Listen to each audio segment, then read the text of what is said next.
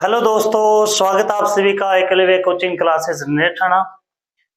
अगर आपने अभी तक इस चैनल को सब्सक्राइब नहीं किया है तो भाई लोगों, दोस्तों, आप इसको जरूर सब्सक्राइब कीजिए और हमें मोटिवेट कीजिए ताकि आपके सामने शिक्षा से जुड़ी हुई, चाहे वो भारत का जीके हो, राजस्थान का जीके हो, रीजनिंग मैथ की क्लास हो, जनरल साइंस की हो या किसी भी लैंग्वेज की क्लास हो, तो इस चैनल पर आपको सरल भाषा के अंदर इस चैनल पर आपको वीडियो मिलेगी प्रत्येक पॉइंट की। तो जरूर सब्सक्राइब कीजिए। जैसा कि हमने पहले वाली वीडियो में पढ़ा था भारत के भौतिक प्रदेश में हिमालय प्रदेश के बारे में, अच्छी तरह से पढ़ा था। उम्मीद करता हूं आप सीखे भी। आज पढ़े हम भौतिक प्रदेश का दूसरा जो स्वरूप होता है मैदानी भाग।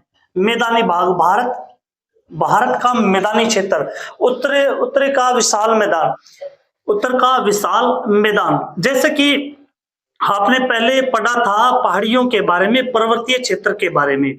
तो मैदानों का निर्माण किस प्रकार से होता है? मैदानों का निर्माण होता है पर्वतों से निकलने वाली नदियों के साथ जब जो अवसाद होते हैं, जैसे कुछ कंकर वगैरह हो गया या फिर मिट्टी हो गई, या करके बहुत बड़े क्षेत्र में ये निक्षेप हो जाती है, तो उससे मैदानों का निर्माण होता है। यानी हिमालय से ऊपर से हिमालय से जो नदियां आती है, नीचे प्रायद्वीपीय पठारों से जो नदियां आती है हिमालय से आने वाली नदियों के कारण, और नीचे प्रायद्वीपीय पठारी प्रदेशों से आने वाली नदियों के कारण यहाँ पर अवसाद जमा होने के कारण मैदानों का निर्माण हुआ था।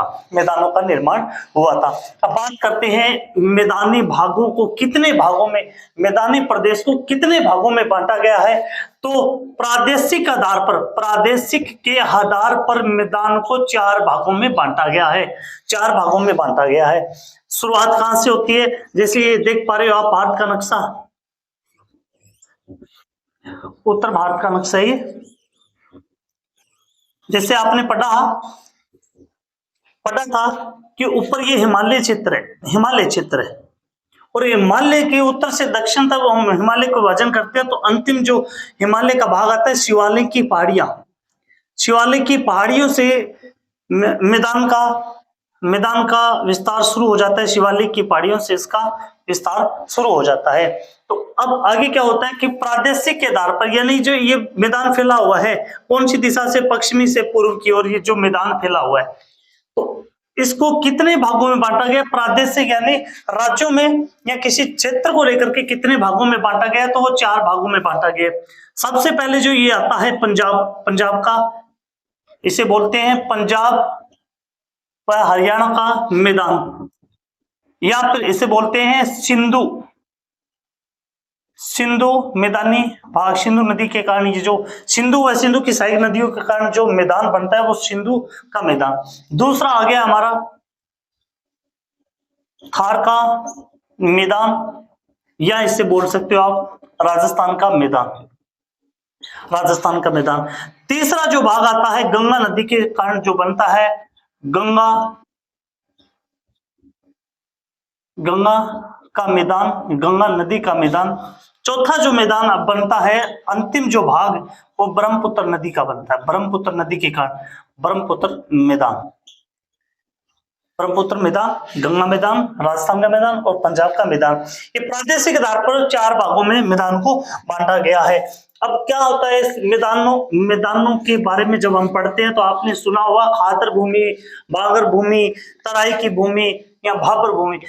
ये जो होता है वो मैदानों को बांटा जाता है उच्चावच के कारण या भौगोलिक अवस्था के कारण। उच्चावच के कारण या फिर कहते हैं आप भौगोलिक अवस्था के कारण मैदानों को चार भागों में बांटा जाता है। कौन कौन सा? पहला हो गया भाबर, दूसरा हो गया तराई, तीसरा हो गया खादर और चौथा हो गया बांगर। इसके अलावा डेल्टा क्षेत्र होता है, वो इसके अंदर नहीं आता, वो अलग से बताऊंगा मैं आपको। भाबर, तराई, खादर और बांगर, ये जो चार क्षेत्र होते हैं मैदानों को बांटा गया उच्चावच व भौगोलिक दृष्टि के आधार पर। अब क्या होता है, किस प्रकार से भाबर, तराई, खादर, बांगर, आप समझिए। पहले जैसे पहाड़ी क्षेत्र से नदी शुरू होती है, पहाड़ी क्षेत्र, ये पहाड़ हो गया, यहां से नदी आती है। नदी जब पहाड़ से नीचे की हो जाती है तो उसके पानी का वेग है वो बहुत ज्यादा होता है।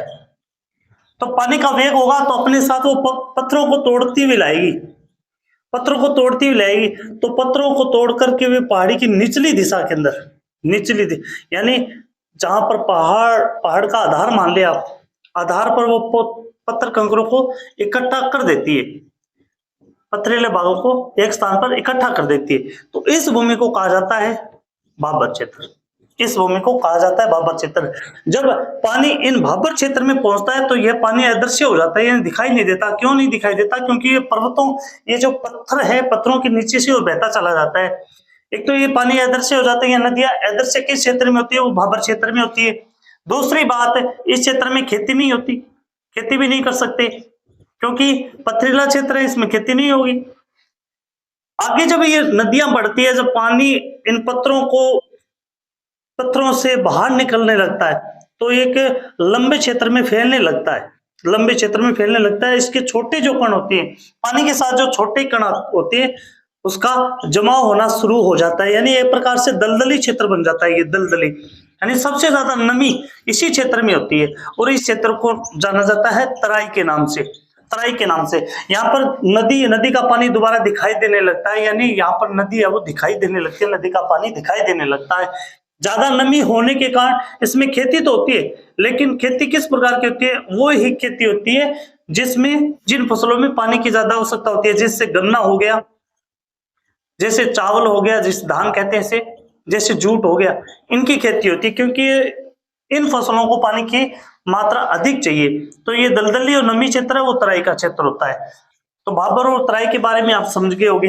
अब अगला खादर और बांगर समझते हैं। जैसे कोई क्षेत्र से नदी आ रही है, इसी क्षेत्र से नदी आ रही है, जब नदी में भाव, यानी जब नदी में पानी की मात्रा अधिक होती है, चाहे वो वर्षा के कारण हो या किसी प्रकार से, जब पानी उस नदी के क्षेत्र को छोड़ करके आसपास किनारों की ओर पानी फैलने लगता है, इन किनारों की ओर पानी बढ़ जाता है, यानी बाढ़ आएगी नदी के अंदर तो ये पानी बाहर आ जाएगा और कुछ समय के बाद ये पानी वापस नदी के अंदर चला जाएगा।